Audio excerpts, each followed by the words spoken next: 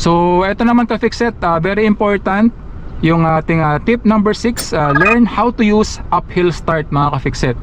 So yung uphill start mga ka-fixit, merong iba't ibang approach yan.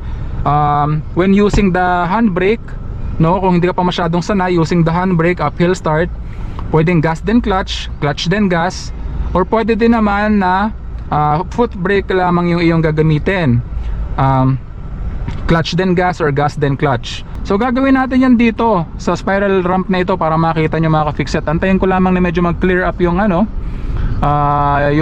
traffic, kasi po delikado po na gawin natin yung pahinto-hinto dito sa spiral ramp na maraming sasakyan.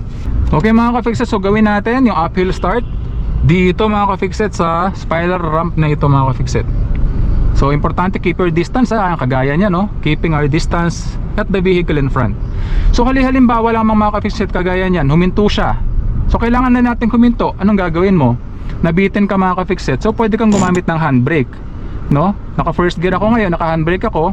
Give it gas 1,500 rpm or 2,000 rpm, clutch to the biting point, then bitawan mo yung handbrake para makaproceed ka. Uphill start using the handbrake mga ka-fixit, gas then clutch method po yun mga ka-fixit. It's very effective mga ka-fixit, lalong lalo na sa mga ganitong pagkakataon when you are a beginner driver.